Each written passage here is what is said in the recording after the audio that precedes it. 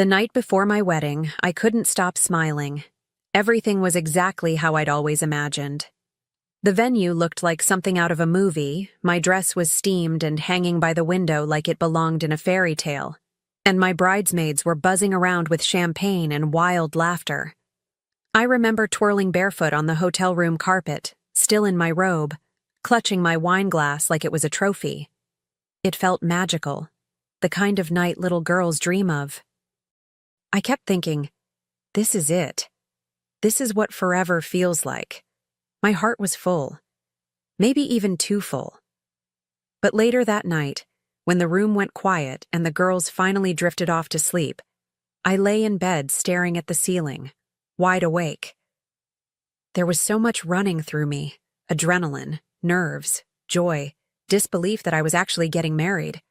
I picked up my phone just to scroll, maybe distract my brain until I fell asleep. I never expected what I saw next. A message request. From someone I didn't know. No profile photo, no name, just one sentence previewed under the icon. You should see this before tomorrow. Curiosity won. I opened the message, assuming it was spam or some weird ad. But it wasn't. It was a video, and then another, and another. At first, I didn't even understand what I was watching. But when the realization hit, when I recognized his face, his voice, his laugh, his hands on women who were very much not me, the world just stopped. My chest tightened. I stared at the screen in silence, watching my future collapse frame by frame. The last message read, "You deserve to know before you say yes." I didn't cry. Not then. Not even a tear.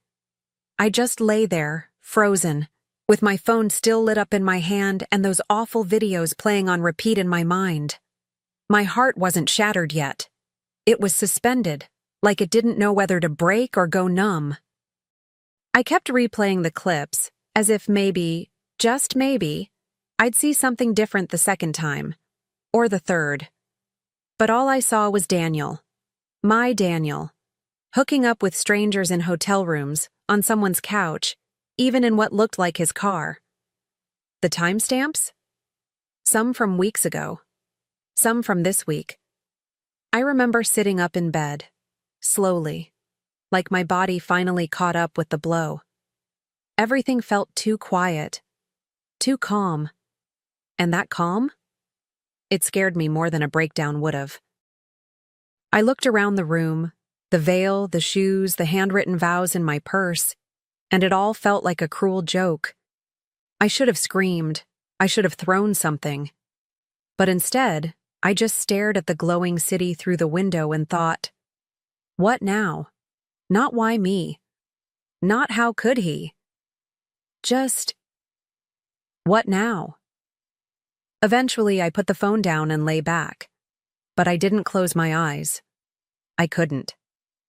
Sleep wasn't an option. I didn't trust my dreams not to lie to me too. My mind started spinning, not with sadness, but with clarity. I knew I wasn't going to tell anyone. Not yet. Tomorrow was still happening. The wedding would still go on. But not for the reasons anyone would think. Because while Daniel was busy lying to me in private, I decided I'd give him the most public truth of his life. Morning came, but it didn't feel like morning. It felt like stepping into a play I no longer believed in, like I was backstage at someone else's fantasy. The makeup artist arrived first, then the hairstylist. My bridesmaids were still riding that high of excitement, bouncing between hair curlers and mimosas. And me? I smiled. I laughed at their jokes. I posed for selfies. No one suspected a thing. Not one of them looked me in the eyes long enough to see the war going on behind them. Everything looked perfect. And maybe that's what made it all so tragic. My dress hugged me just right. The flowers arrived on time, and Daniel even sent a note saying he couldn't wait to see me at the altar. I read it once, then folded it, tucked it into the bottom of my clutch, and said nothing. There was no confrontation, no screaming match. I didn't need that. What I needed was precision, timing, silence sharp enough to slice through the noise. Before heading to the venue, I slipped into the hallway and made one call, just one, to the DJ. I gave him a new instruction, clear and calm, like I was ordering a coffee. "Don't change anything, except the slideshow," I told him. "Add something at the end. I'll send the files." And that was it. No breakdown, no panic. Just quiet rage wrapped in lace and lipstick. Everyone thought I was walking toward the happiest day of my life, but deep down, I already knew. I was walking toward the most unforgettable one. If anyone had looked close enough that morning, they might have seen it. The way my hands lingered just a second too long on my dress, the slight delay in my smile. But no one did. They were too busy marveling at the decorations, at the way everything seemed to fall perfectly into place. And I let them. Because pretending? It's an art.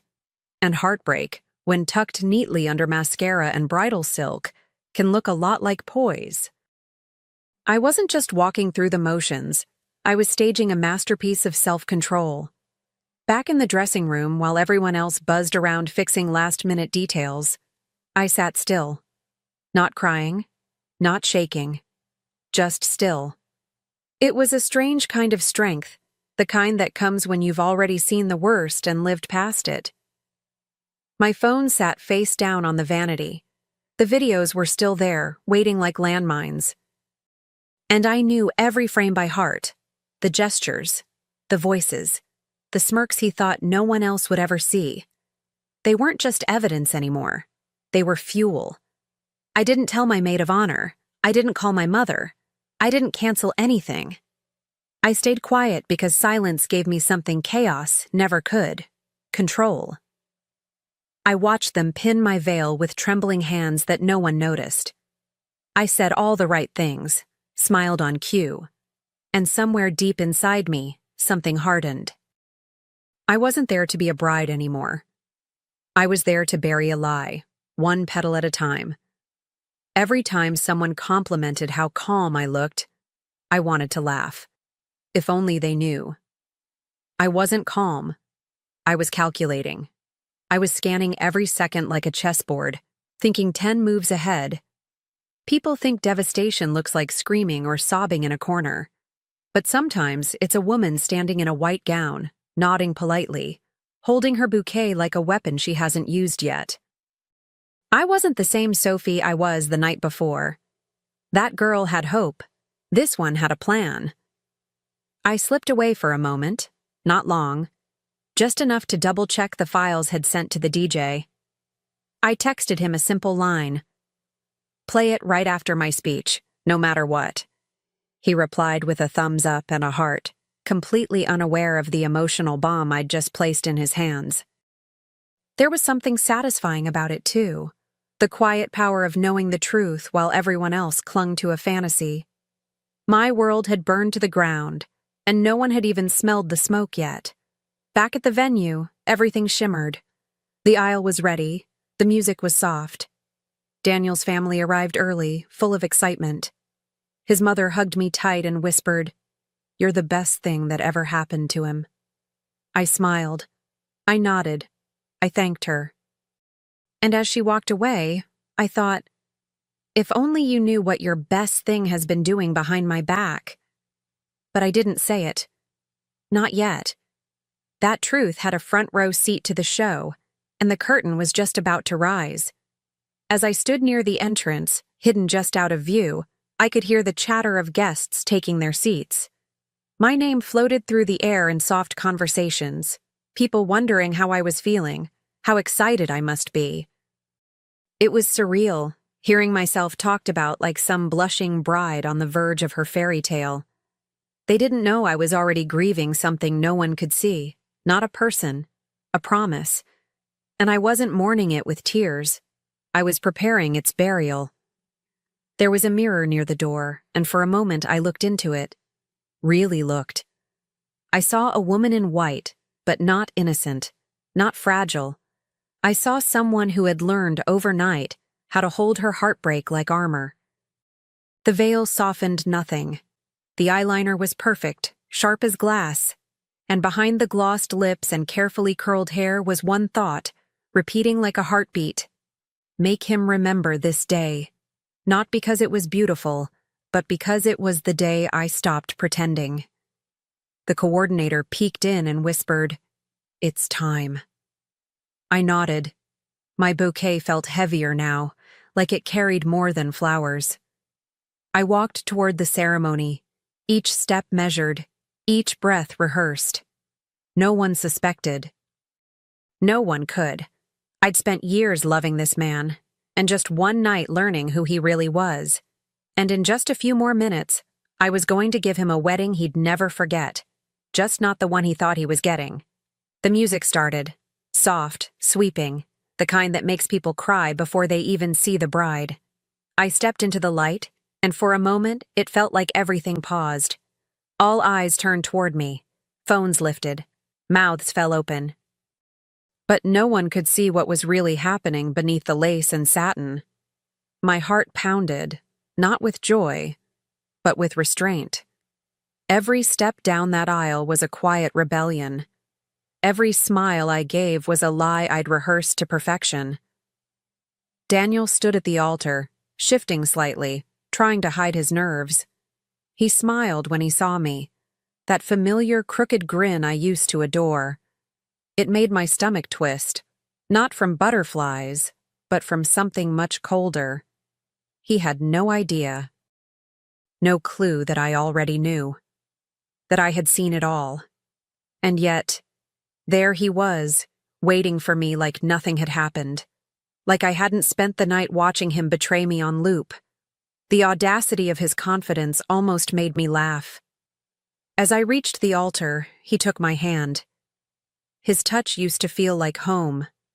Now it felt foreign, like holding hands with a stranger who knew my name but not my worth.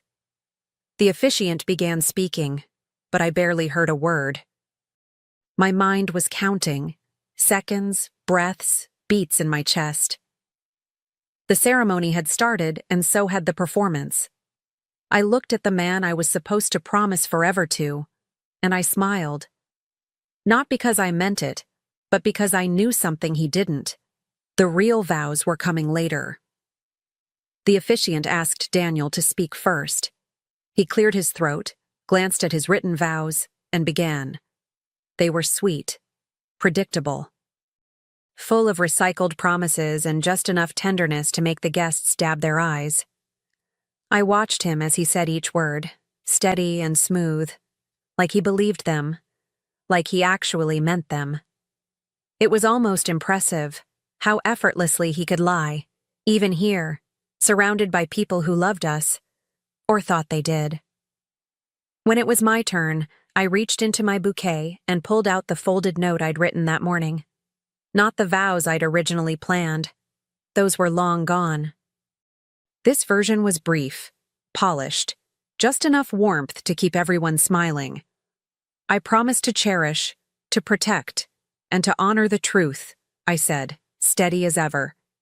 No one blinked, no one flinched, but I heard it. That quiet echo beneath my words.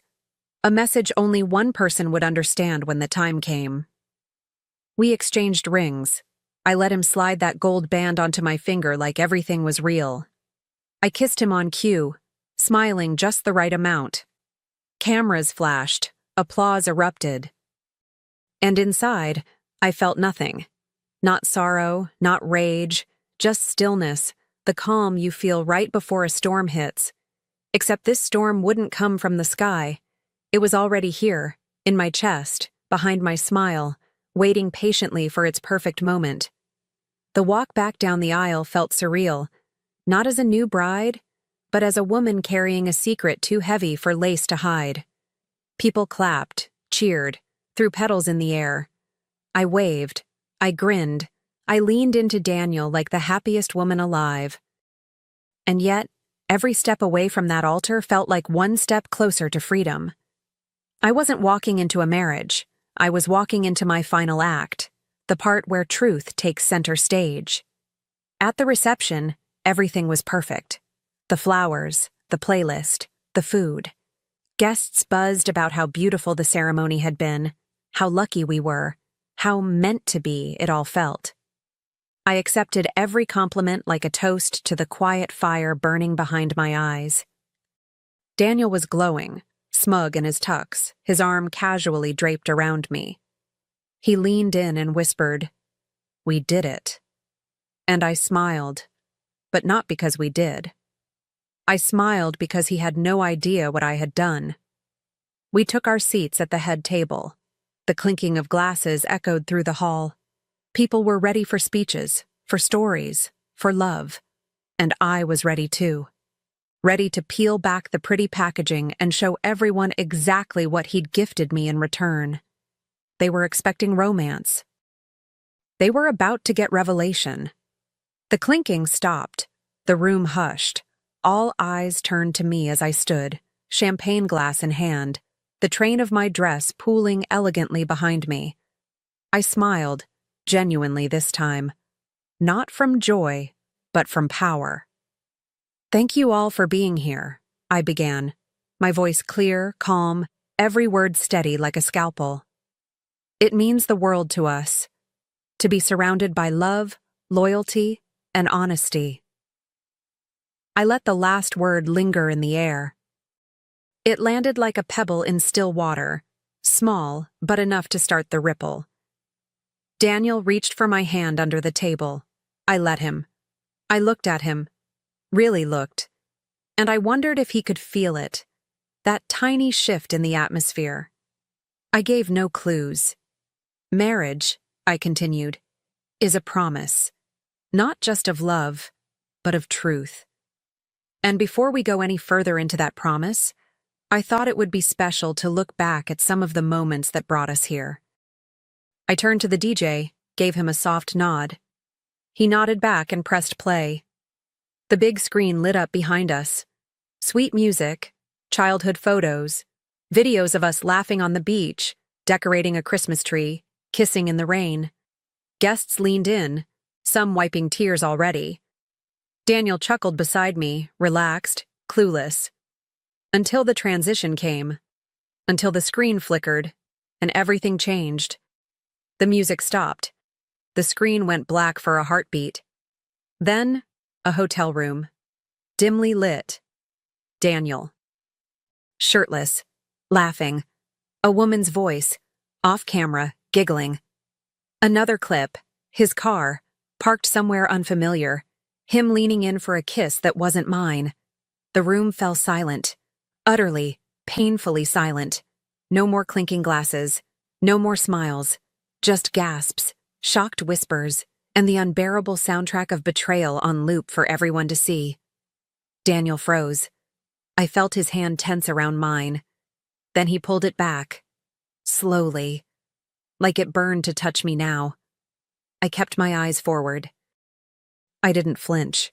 The clips kept rolling, timestamp after timestamp, until even the most naive guest had seen enough to understand. The fairy tale was fiction.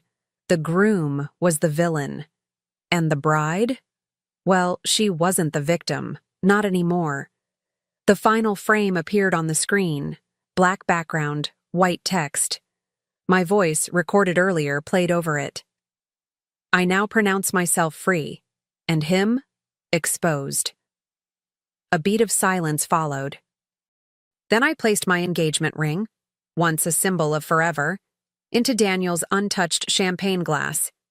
The sound of metal against crystal was louder than any microphone. I looked around the room, met a few eyes, and turned. No crying, no yelling. I simply walked out.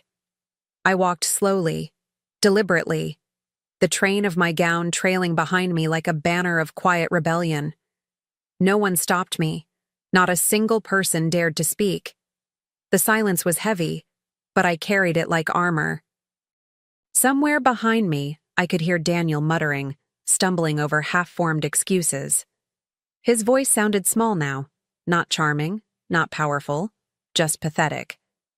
The same man who once promised me forever couldn't even form a sentence when truth stood beside him in heels. As I passed through the grand exit doors, the cool air hit my skin like a second wind. I didn't look back. I didn't need to. I knew exactly what I'd left behind. A reception hall full of shattered illusions, unfinished speeches, and a groom who finally got what he deserved. My phone buzzed in my purse. Messages started pouring in, but I didn't check them. Not yet. Right now, I wasn't a bride abandoned. I was a woman unburdened. And as the last notes of that slideshow faded inside, a strange calm settled in me. This wasn't the night I planned, but it was the night I needed. The truth had been ugly, raw and public, but it had also been mine to tell. And I told it, not in anger, not in shame, but in absolute, unwavering clarity. The wedding was over. But my story? It was just beginning. 3 weeks later, I sat in front of a microphone, a cup of coffee in hand, my hair pulled back in that effortless way that comes only after shedding someone else's expectations. I was a guest on a podcast about betrayal and resilience. Apparently, the video of my wedding reveal had gone viral. Millions of views, thousands of comments. Some people called me savage, others called me brave. The truth? I was just done being quiet. And for the first time in years, I felt like I could finally breathe. The host leaned in gently, asked me how I found the strength to do what I did. I smiled, the kind of smile that doesn't need to prove anything anymore. It wasn't strength at first, I said. It was survival.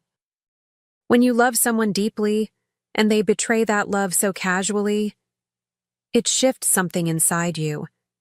At some point, staying silent felt more painful than speaking the truth. She nodded, eyes wide. And I could tell. This story wasn't just mine anymore. It belonged to every woman who had ever been made to feel small. Daniel had tried reaching out, of course. Calls, emails, even a letter, handwritten, begging to talk. I never answered. I didn't block him right away. I wanted him to see what I'd become without him. But eventually I did. Not out of spite, out of peace. Because healing doesn't need an audience. And closure? Sometimes it comes not from conversation, but from choosing not to look back. In the weeks that followed, I started building something new. Not a new relationship, not yet, but a new version of myself. I went back to my old hobbies. I reconnected with friends I had unintentionally pushed aside during my engagement. I even booked a solo weekend trip to the mountains. Just me, a journal, and the quiet. There, on a foggy morning with coffee in hand, I wrote something I hadn't dared to say out loud before. I didn't lose a husband. I lost a lie. And the truth was, I didn't miss it. My days began to feel lighter. Not because everything was perfect, but because I had stopped performing for someone who never saw the real me. That's the thing about betrayal. It forces you to meet yourself again. And what I found? She was stronger, smarter, a little scarred maybe, but not broken. Every time I caught a glimpse of myself in the mirror, I no longer saw the woman who waited for a man to choose her. I saw someone who had chosen herself. The podcast episode aired that Sunday. My inbox exploded with messages from women all over the world. Some heartbroken, some inspired, all of them saying the same thing. Thank you. And that's when it hit me. What happened to me wasn't just a personal heartbreak. It was a collective experience, a mirror for others to see themselves in. My story had gone from private pain to public healing, and that somehow made it all worth it. I ended the podcast with a deep breath and a smile that came from somewhere honest. The host asked if I had any final words for the listeners, for anyone sitting in silence, unsure of what to do with their pain. I looked into the mic and said, "You don't owe anyone your silence. Not your family, not your friends, and definitely not the person who broke you. You are not hard to love. They were just not honest enough to hold it." I wasn't shaking. I wasn't angry. I was free. After we wrapped, I stepped out into the sun and realized I wasn't afraid of the next chapter. I didn't know what it would look like, or who it would include, but I knew who it wouldn't. I'd spent too long shrinking to fit into someone else's idea of forever. Now, I was writing my own version. One without lies, without half-truths, without performative love. Just me, standing tall in the truth I had once feared would break me. So no, I didn't get the wedding I dreamed of, but I got something better. I got my voice back. I got my power back. I got to walk away with my head high while the world watched. And the best part? I didn't have to scream to be heard. All I had to do was show the truth. And sometimes that's the loudest thing of all. I knew something was wrong the moment I saw his face. My son Ethan stood beside his painting, 11 years old and rail-thin, his eyes scanning the crowded community center for some sign of approval.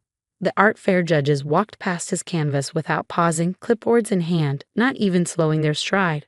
I watched from across the room as Ethan's shoulders fell forward, his gaze dropping to the scuffed tile floor. And then I heard it, just loud enough to reach me through the crowd's murmur. A woman in an expensive blazer turned to her friend and said, "That's the boy whose father left. The one who lives in that apartment complex by the railroad tracks." I felt my throat tighten. My palms went clammy. I wanted to disappear and scream all at once. Instead, I stood frozen, watching my son's moment of pride dissolve into shame.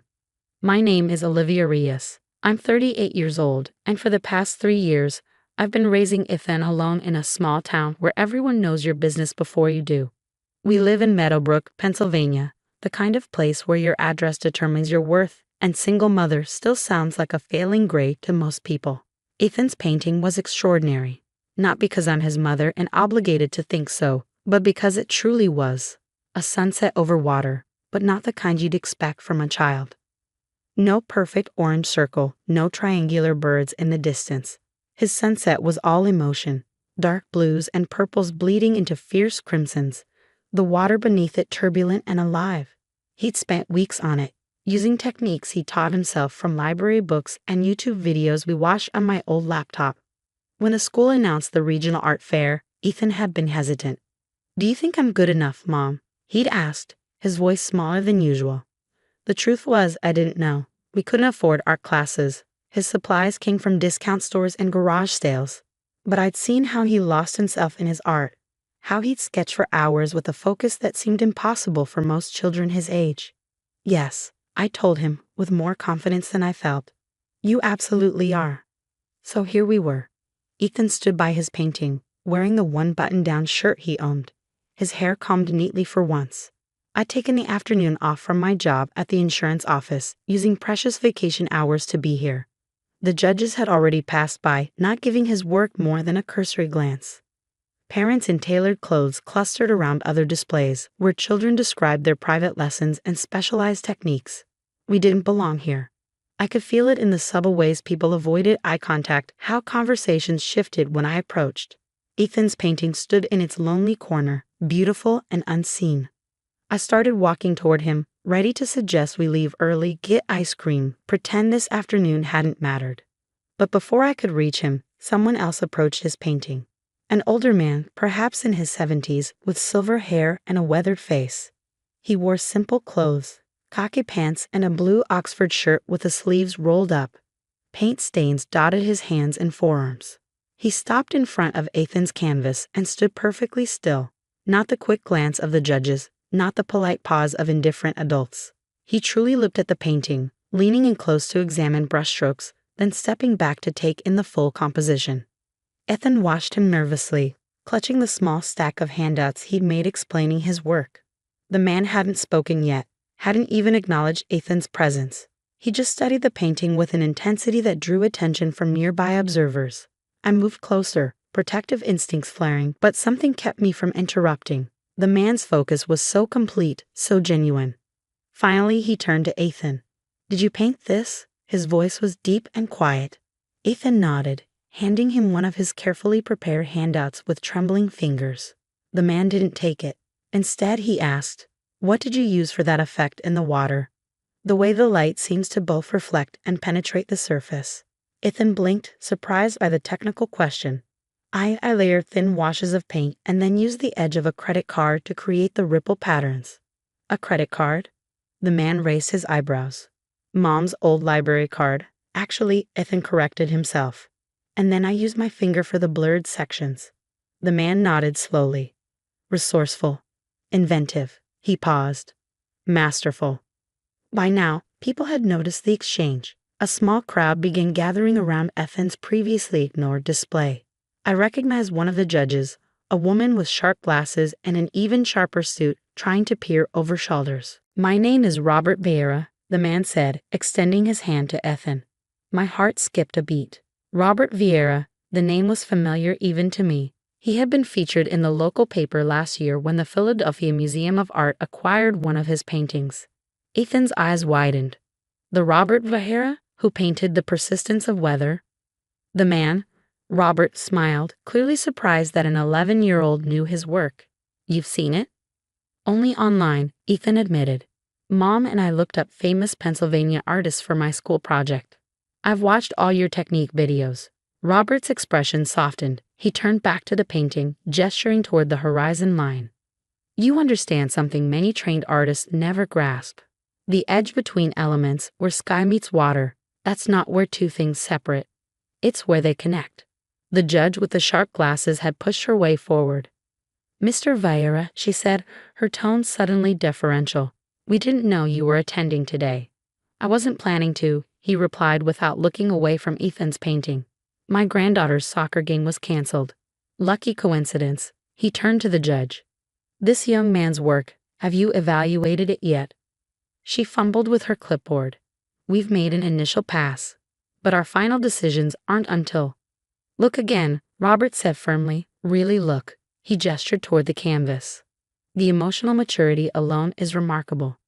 But technically, the composition, the brushwork, the understanding of light—" He shook his head. "I've taught graduate students who couldn't achieve this level of expression." The crowd had grown larger. Parents who had earlier steered their children away from our corner now pressed forward, straining to see what had captured Robert Vieira's attention. The judge examined the painting with new interest, making notes on her clipboard. Ethan stood straighter, his eyes darting between Robert, the growing audience, and me. I gave him a small nod, fighting back tears. Robert turned to Ethan again. "Where do you take lessons?" The dreaded question. I stepped forward, ready to intervene, to explain our circumstances, to apologize for what we couldn't provide. But Ethan spoke first. "I don't take lessons. We can't." He paused, then lifted his chin slightly. "I teach myself. From books and videos. Sometimes Mom sits with me while I paint." I expected pity to cross Robert's face. That familiar look adults get when they're about to offer charitable solutions. Instead, he nodded with what looked like genuine respect. "Self-taught," he said thoughtfully. "That explains the originality. No one telling you what's correct." He looked at me then. A warm acknowledgement. Sometimes the best thing we can do for young artists is to give them space and time. The judge cleared her throat. "Mr. Vieira, would you be willing to say a few words to all our participants, perhaps share some insights about the importance of artistic development?" Robert considered this, then nodded. "I'd be happy to, but first—" He reached into his pocket and pulled out a business card, offering it to me. "The university where I teach has a weekend program for exceptional young artists. Full scholarship, no auditions or applications necessary for nominees." I took the card, momentarily speechless. "I'd like to nominate your son," he said simply. The judge's eyebrows shot up. Robert Vieira's endorsement clearly carried significant weight. She made another note on her clipboard, suddenly very interested in Ethan's information sheet. Robert returned his attention to Ethan. "Would you be willing to explain your painting to the other students? Talk about your process, what inspired you?" Ethan looked terrified at the prospect, but also thrilled. He glanced at me. "You can do it," I whispered. And he did. Standing beside Robert Vieira, my son described how he'd been inspired by the evenings we spent at the public park near the train tracks, the only place in town with an unobstructed view of the sunset. He explained how he'd observed the water on different days, choppy, calm, reflecting clouds and light. He talked about mixing colors, about failed attempts and discoveries. The audience listened, really listened. I watched parents nudge their children forward to hear better. I saw the other judges taking notes. Most importantly, I saw Ethan speaking with growing confidence, his passion overcoming his nervousness. When the official program began, Robert gave his talk as promised, but instead of vague encouragements, he used specific examples from the displays, including Ethan's, to illustrate his points. True art, he said, doesn't come from privilege or perfect circumstances. It comes from observation, emotion, and the courage to express what you see in the world. By the end of the day, Ethan's painting had a blue ribbon attached to its frame, first place, middle school division.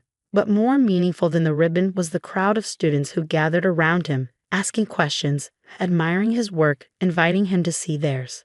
As we packed up to leave, Robert approached us one last time. The program starts in 3 weeks, he said. Saturday mornings, I'll be teaching the first session. I don't have a way to get there, Ethan said, his excitement dimming. The university was in Philadelphia, nearly an hour away by car. We'll figure it out, I promised, though I wasn't sure how. Robert looked between us, understanding the unspoken challenge. There's a train from Meadowbrook Station directly to campus, he said. The program provides transit passes for students. That night, Ethan couldn't sleep. He sat at our small kitchen table, already sketching ideas for new paintings. Do you think Mr. Vieira really liked my work? He asked for the 5th time, or was he just being nice? Robert Vieira doesn't strike me as someone who says things he doesn't mean, I told him, placing a mug of hot chocolate beside his sketchbook. The other kids' parents all knew who he was, Ethan said. Melissa Chen's mom said he sells paintings for thousands of dollars, and he thought your work was exceptional, I reminded him. Ethan nodded, absorbing this. Mom? Today, when those judges walked past without looking at my painting, I thought maybe they were right, that I wasn't good enough. I sat down across from him. Ethan, look at me. He did, his eyes so serious in his young face. There will always be people who don't see your value, who look at where we live or our circumstances and make judgments, but that has nothing to do with your talent or who you really are. But how do you keep going when people don't believe in you? He asked. It was a question I'd asked myself countless times over the past 3 years. You find the people who do, I said finally, and you believe in yourself enough to keep creating until the right person notices. That was 6 months ago. Today, Ethan attends the weekend program at the university, where he's flourishing under Robert's mentorship. Robert connected me with the program administrator, who offered me a part-time position coordinating their community outreach efforts, a job I can do alongside my regular work, with flexible hours and better pay. We still live in the same apartment by the train tracks, but something fundamental has changed. Ethan walks differently now, head up, shoulders back. His art fills our small home, canvases stacked against walls, sketchbooks piled on every surface. He's been invited to display his work at the university student gallery next month. And me? I've learned something too.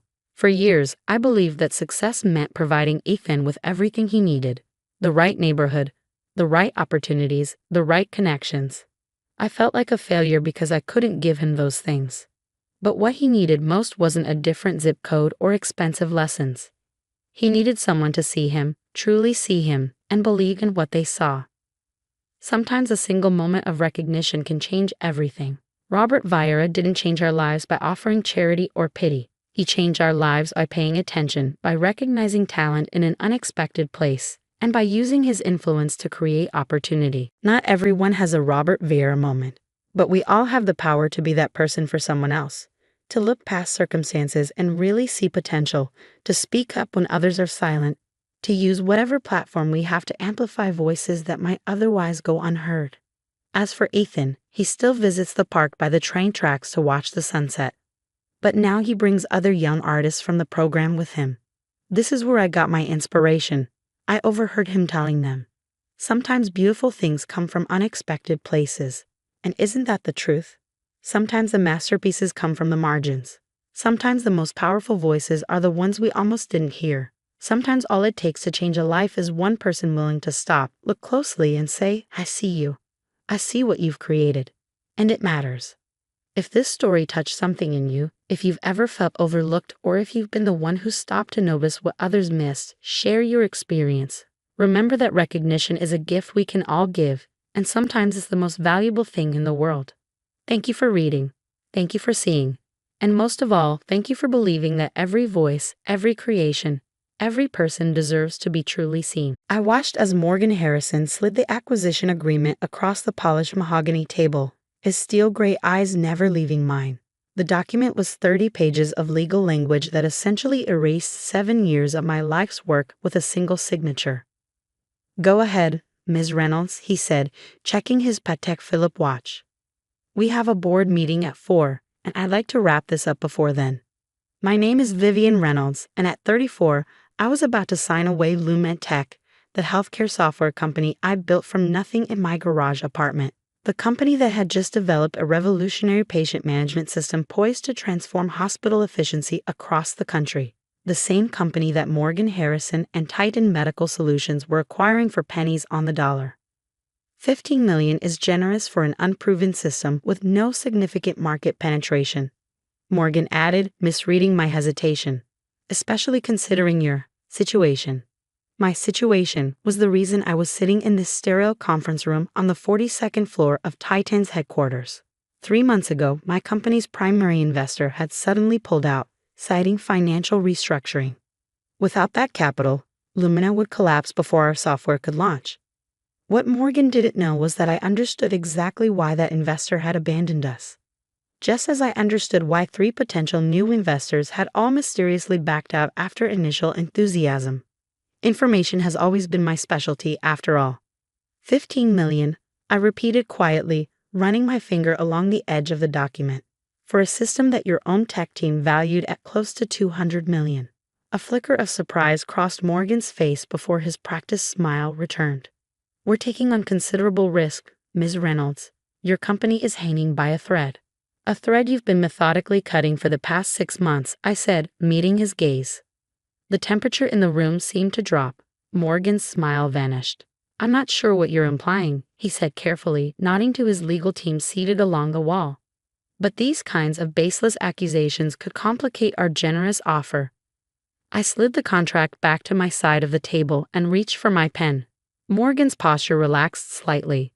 "My apologies," I said. "Pre-signing jitters, I suppose." What Morgan Harrison didn't know about me could fill volumes. He didn't know that before starting Lumina, I'd spent 5 years in corporate intelligence. He didn't know that my roommate from MIT was now a senior cybersecurity analyst for the FBI. And he certainly didn't know about the encrypted drive in my apartment containing every communication between Titan Medical and the investment firms they'd pressured to abandon Lumina. I signed a contract with a steady hand, ignoring the smug satisfaction emanating from Morgan as he watched my company become his property. "Welcome to Titan Medical Solutions," he said, gathering the signed documents. "Our HR team will contact your staff about the transition." "And my role?" I asked, though I already knew the answer. "We'll bring you on as a consultant during the integration period. 6 months should be sufficient." Translation: they would extract everything I knew, then discard me. "Of course," I replied with a practiced smile. "I'm looking forward to it." As I left Titan's gleaming skyscraper and stepped into the humid August air, I felt strangely calm. Phase 1 was complete. Morgan Harrison thought he'd won, that he'd successfully orchestrated the hostile takeover of a vulnerable competitor for a fraction of its worth. But the game was just beginning. Morgan Harrison had grown Titan Medical from a modest medical equipment supplier into a healthcare technology giant through a specific pattern. Identify promising startups, systematically isolate them from capital, acquire them at bargain prices, then repackage their innovations as Titan originals. The strategy had made him a billionaire by 45 and earned him the nickname the Vulture of Med Valley. I'd known exactly who I was dealing with when I first met Morgan 3 years ago at a healthcare innovation conference in Boston. He'd approached me after my presentation on Lumina's patient management system, all smiles and flattery. "Impressive work," he'd said, offering his hand. "Morgan Harrison, Titan Medical." "I know who you are," I'd replied, accepting his handshake. "Your reputation precedes you." He'd laughed, taking it as a compliment. "I'd love to discuss potential synergies between our companies sometime." That evening, I'd initiated a comprehensive background investigation into Morgan Harrison and Titan Medical's acquisition history. The pattern was clear: partnership offers followed by systematic dismantling. I decided then that Lumina would never partner with Titan. What I hadn't anticipated was how ruthless Morgan would become once he set his sights on my technology. 2 weeks after signing away Lumina, I began my consulting role at Titan. My new office was a windowless room 4 floors below the executive level, and my access badge restricted me to only a few areas of the building. The message was clear. I was an outsider, tolerated only for my knowledge. Morgan largely ignored me, delegating my integration to a mid-level project manager named David Chen. David was actually decent, one of the few at Titan who seemed to have genuine passion for healthcare improvement rather than just profit margins. "Your system is incredible," David told me one afternoon as I walked him through Lumina's architecture. "The predictive analytics module alone could reduce patient wait times by 30%. Why did you fight harder to stay independent?" I gave him the simplified version. Investor problems, capital shortages, market timing. "That's the official story," David said quietly, glancing toward the door. "But there are rumors." "What kind of rumors?" I asked, though I could guess.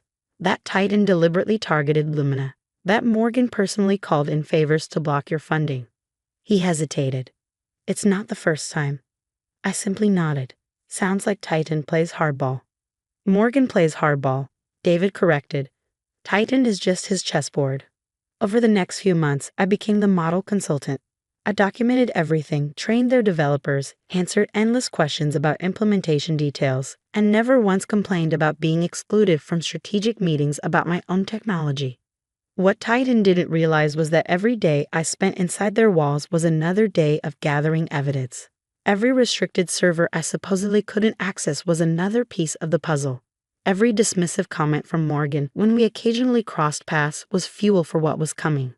4 months into my integration period, I received an unexpected invitation to Morgan's office. His executive assistant led me into his corner suite overlooking the city, where he sat reviewing documents at his desk. "Vivian," he said without looking up, using my first name for the first time. "Have a seat." I sat in one of the leather chairs facing his desk, noting the framed magazine covers featuring Morgan's face and the conspicuous absence of family photos. "David tells me the integration is ahead of schedule," he said, finally meeting my gaze. "He speaks very highly of your cooperation." "I want the technology to succeed," I replied. "That was always my goal." Morgan leaned back, studying me. "You've surprised me, I'll admit. Most founders in your position would be bitter, obstructive even." "What would that accomplish?" He smiled slightly. "Nothing. Which is why they fail and I succeed." He stood and walked to the floor-to-ceiling window.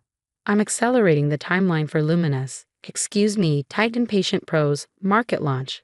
The board is very enthusiastic about the projected numbers." "Congratulations," I said. "Though I'm curious why you're telling me this." He turned, his expression calculating. "Because your consulting period will be ending earlier than planned. 2 weeks from today." Despite anticipating this, the timeline caught me by surprise. I'd expected at least another month.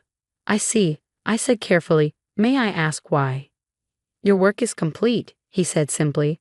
"And frankly, having the original creator around during launch creates complications regarding intellectual property and credit." Translation: Morgan wanted me gone before he could be questioned about Lumina's acquisition. "Of course," I replied. "I understand completely." He seemed almost disappointed by my easy acceptance. "HR will prepare a generous severance package. You've been unexpectedly valuable during this transition." As I stood to leave, Morgan added, "One more thing, Vivian. Your non-compete agreement prevents you from working in healthcare technology for 3 years. I trust you'll honor that commitment." "I always honor my commitments, Morgan," I said, meeting his gaze directly. "You can count on that." 2 weeks later, I cleaned out my temporary office under the watchful eye of a Titan security guard. David helped me carry my few personal items to the elevator. "This isn't right," he muttered as we waited. "Your name isn't even mentioned in any of the launch materials. They're calling Morgan the visionary behind the system." "It's not surprising," I said. "That's how empires are built, on other people's innovations." "What will you do now?" he asked as the elevator arrived. I smiled. "Take some time off. Think about my next move." What I didn't tell David was that my next move had been in motion for months. The day after my departure from Titan, I met with Caroline Wong, my former roommate and now an FBI cybersecurity specialist, at a small cafe 20 miles outside the city. It's all here, I said, sliding a sealed envelope across the table. Financial records, communications, evidence of market manipulation, witness statements from 3 investment firms Titan pressured, and internal documents detailing how they targeted Lumina and 5 other healthcare startups in the past 3 years. Caroline examined the contents carefully. This is comprehensive. How did you get access to Titan's internal servers? I didn't need to, I replied. Morgan's hubris was always his weakness. He never considered me a threat, so he never restricted my access properly. I was supposed to be teaching their team about Lumina's technology after all. The Securities and Exchange Commission will be very interested in this, Caroline said, returning the documents to the envelope. As will the Department of Justice. What Morgan's been doing goes beyond aggressive business tactics. It's market manipulation and fraud. There's one more thing, I added, passing her a USB drive. Recordings of my conversations with Morgan, including one where he explicitly admits to interfering with Lumina's funding to force the acquisition. Caroline raised an eyebrow. Single-party consent state. I nodded. You've been planning this for a while, she observed. Since the day I met him, I confirmed. I knew what he was the moment he approached me at that conference. I just needed to gather enough evidence to ensure it wasn't just my word against his. So you let him acquire your company as a Trojan horse, Caroline said, impressed despite her professional neutrality. Sacrifice Lumina to take down Titan. Not exactly, I replied. Lumina was never the end goal for me. It was just the beginning. 3 weeks later, the headline broke across every major business publication. FBI raids Titan Medicale amid FRAED investigation. The story detailed allegations of systematic market manipulation, investor coercion, and securities fraud. Morgan Harrison's name featured prominently in every article. Titan's stock plummeted 60% in a single day. Trading was eventually halted as the board called an emergency meeting. By that evening, Morgan had been placed on administrative leave pending the investigation. I watched it all unfold from my apartment, feeling not the rush of victory I'd expected, but a quiet sense of justice. The system Morgan had exploited for years was finally working as intended. The following morning, as I was preparing for my scheduled interview with federal prosecutors, my phone rang with an unfamiliar number. Ms. Reynolds, came the cool, controlled voice I instantly recognized. I believe I underestimated you. Hello, Morgan, I replied, equally calm. Calling from a personal phone? Smart move, considering Titan's lines are probably monitored now. You planned this from the beginning, he said, anger finally breaking through his composure. You sacrificed your own company just to set me up. No, Morgan, you sacrificed my company when you decided it was yours for the taking. I simply ensured there would be consequences. Do you have any idea what you've done? He demanded. Titan employs thousands of people. Their livelihoods. We'll be fine, I interrupted. Titan's technology is sound. The company will survive without you. The board is already distancing themselves, calling you a rogue executive. They'll recover. The silence that followed was telling. Why? He finally asked. Revenge? Money? Accountability, I corrected him. You built your success by destroying others' work. Someone needed to break the pattern. This isn't over, he warned. Actually, Morgan, it is. The FBI has your internal communications, financial records, and testimony from multiple witnesses, and Titan's board will throw you to the wolves to save themselves. I paused. But you should know, this was never just about taking you down. What does that mean? His voice had lost its edge, uncertainty creeping in. Check tomorrow's business news, I replied before ending the call. The next morning, a second headline appeared. Phoenix Medicale acquires patient management system from Titan amid scandal. The article detailed how Phoenix Medical, a Titan competitor, had purchased the rights to my patient management system from Titan's desperate board for $180 million, nearly 12 times what Morgan had paid me. What the article didn't mention was that Phoenix's CEO was my former mentor, or that our acquisition talks had been underway for months, contingent on Morgan's removal. It also didn't mention that my contract with Phoenix included both proper credit for my innovation and a significant equity stake in the company. Most importantly, it didn't mention the final clause in our agreement that Phoenix would establish a $50 million fund to invest in healthcare startups founded by women and minorities, those most often targeted by predatory acquisition practices.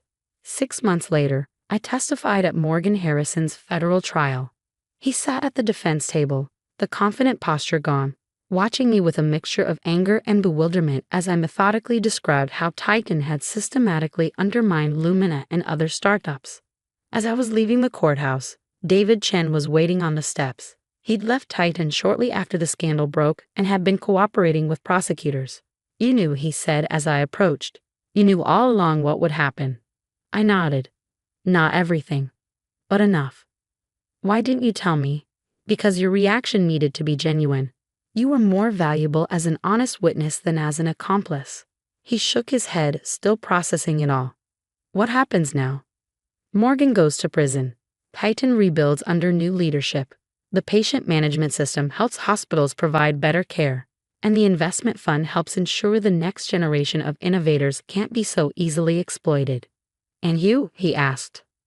I smiled. "I'm starting over, without a target on my back this time." Morgan Harrison was sentenced to 12 years in federal prison for securities fraud, market manipulation, and obstruction of justice. Titan Medical survived under new leadership, though its reputation and market position never fully recovered. The patient management system, now correctly credited as my innovation, was implemented in over 200 hospitals nationwide within 2 years, reducing wait times and improving care coordination exactly as I'd envisioned. As for me, I did honor my non-compete agreement technically.